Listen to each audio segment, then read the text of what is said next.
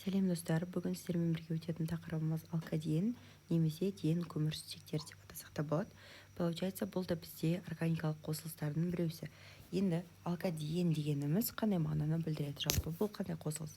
Осыған тоқтала кететін болсақ, алкадиен өзі атауы айтып тұрғандай диен. Получается, алкен ол бізде қос байланыс көрсетуші еді. Ен дегеніміз ол бізде қос байланыс деген мағынаны білдіріп тұр. Енді ди дегеніміз ол бізде екі деген мағынаны білдіріп тұр. Яғни алкадиеннің құрамында екі қос байланысы бар. Мысал ретінде жазатын болсақ, алкадиенде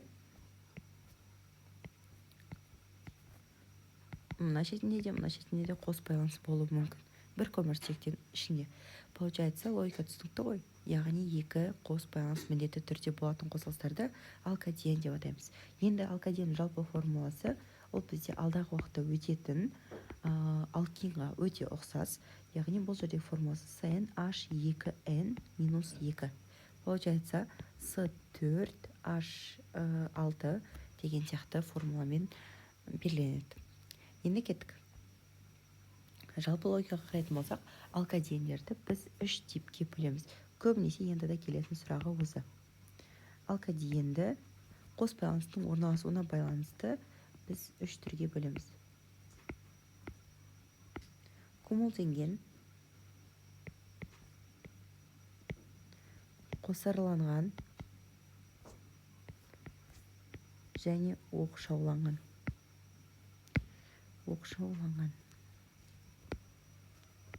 Енді қараңдар, бұл жердегі кумулденген деген қандай ұғым? Яғни, бұл жерде қос байланыс бір көміртектің екі шетінде орналасады. Значит, бір көміртек тұратын болса, осы көміртектің екі шетінде қос байланыс орналасып, басқа көміртектер кете береді. Получается, бұл кумулденген. Яғни, мына көміртекте уже сутек болмайды, себебі барлық төрт байланысты осы көміртектің жанында тұр. Тура сол сияқты қосарланғанға келетін болсақ, қосарланған уже бұл жерде екі қос байланыстың арасында бір дара байланыс міндетті түрде болу керек. Яғни, бір дара байланыс бар, мына жақта бізде қос байланыс бар. Яғни, ортада бір дара байланыс болады. Ал мына жерде ешқандай дара байланыс жоқ, бірге қос байланыс тұрады. Ал оқшауланғанға келетін болсақ, бұл жерде екі немесе одан да көп дара байланыс екі қос байланыстың арасында кездесуі керек. Яғни, мысал ретінде көрсетейік, бізде айтайық, например, мына жақта қос байланыс орналасқан, значит, ортада екі дара байланыс бар. Немесе екеуден көп, үшеу, төртеу болса да бола береді. Яғни, бұның барлығы оқшауланған байланыс болып табылады. Получается, ортадағы дара байланыс саны екіден көп болу керек деген сөз. Енді бұл жерде жалпы алкадиен тақырыбы өте қысқадан нұсқа берілген. Бұл жерде ең маңызды реакцияның біреусі ол бізде алкадиеннің алынуы. Яғни, алынуы өте көп келетін, бұл бізде Лебедев реакциясы деп аталады. Енді Лебедев реакциясына тоқталатын болсақ, бұл жерде Лебедев реакциясы не дейді? Яғни, орыс ғалымы Лебедев деген кісі осы этил спиртінен алкадиенді алудың жолын ұсынған.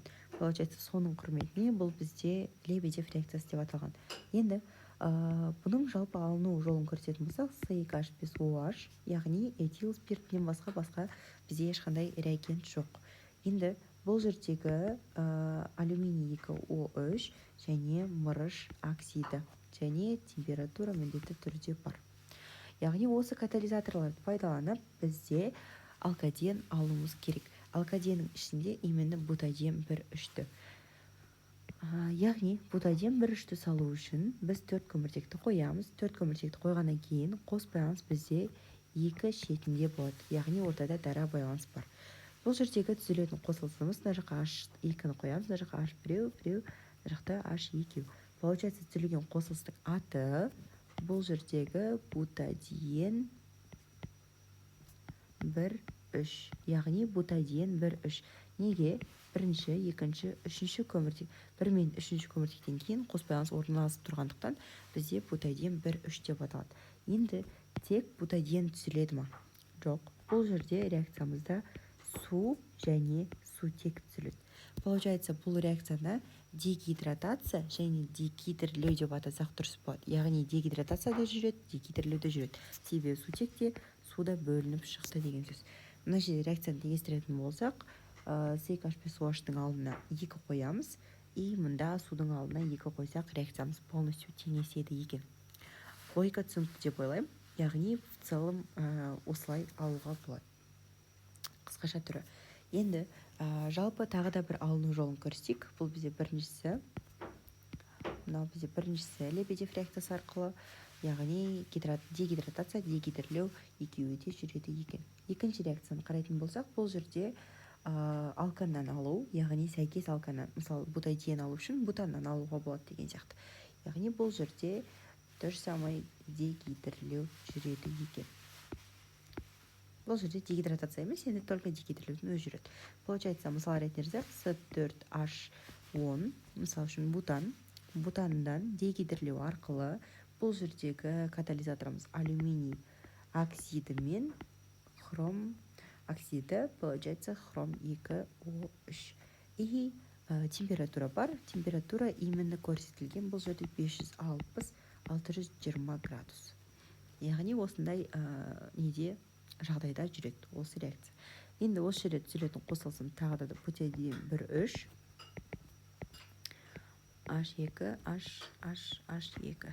Бұл бізде бутадиен 1,3 қосылған сутек. Значит, бізде сутегіміз 2. Енді қараңдар. Бұл жерде алканға қарағанда 2 қос байланысы бар, значит 2 моль сутек бұған керек деген сөз. Значит, реакциямыз теңесті. Жалпы алыну жолы түсінікті деп ойлаймын. Дегидрлеу уже сендерге таныс болып қалған сияқты. Енді тура осы сияқты басқа да алкадиендерді дегидрлеп алуға болады екен. Жалпы физикалық қасиетіне тоқталатын болсақ, бутадиен ол бізде енді физ қасиеті бутадиен 1,3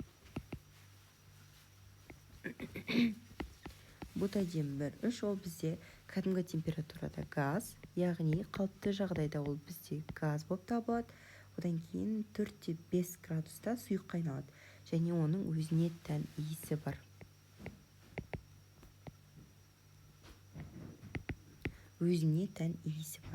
Тура сол сияқты 2 метил бутадиен 1,3. Енді 2 метил бутадиен 1,3-дің қазір формуласын көрсетейін сразу. Астына 2 метил бутадиен 1,3. Бұның бізде физикалық қасиетіне келетін болсақ, бұл бізде жағымсыз иісті.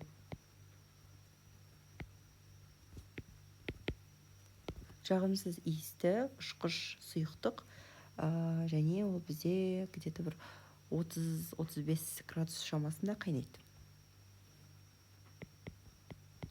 30-35 градус шамасында қайнайды. Логика түсінікті ғой. Енді 2 метил бутадиен 1,3-тің біз несін көрсек, құрамын көрсек, жалпы қалай сызылады деген сияқты сұрақтарға жауап берейік.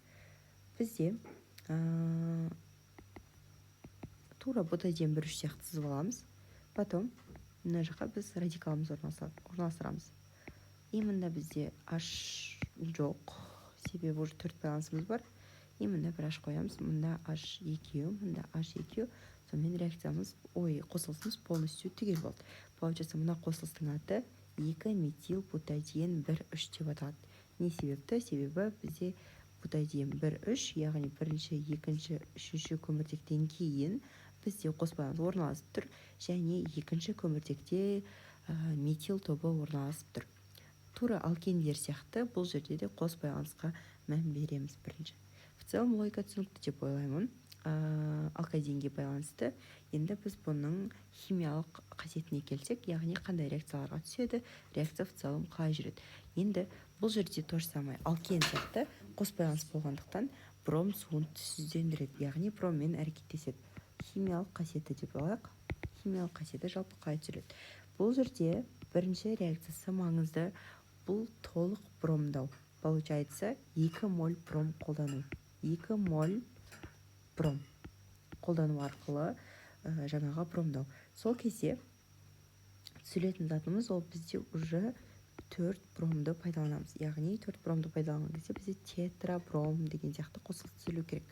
Яғни мына жаққа бром қосатын болсақ, еще алдына 2 қоямыз.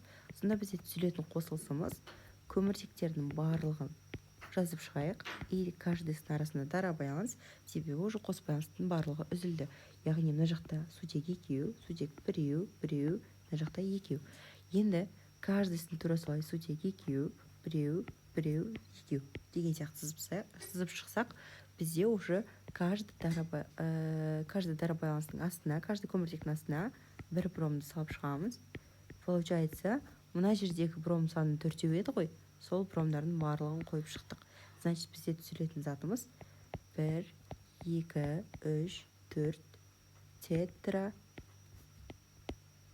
бром бутан. Неге бутан түзілді десеңдер, бұл жерде ешқандай қос байланыс қалған жоқ, яғни барлығы дара байланыс. Болғандықтан бізде алкан түзілді. Логика түсінікті деп ойлаймын. Енді дальше кететін болсақ, бізде екінші жолы. Екіншісінде уже 1 моль бром қосу. Яғни бром толық емес. Бұл жерде уже бізде алкен түзілу керек. Яғни бір қос байланыс үзіледі, бірақ бір қос байланыс солай қалады деген сияқты. Тура сондай логикамен жазатын болсақ, бізде бутадин сутектерін жазбай қойын. Бром 2 и түзілетін затымыз. Яғни бұл уақытта бром мынау жердегі байланысты үзсе болады.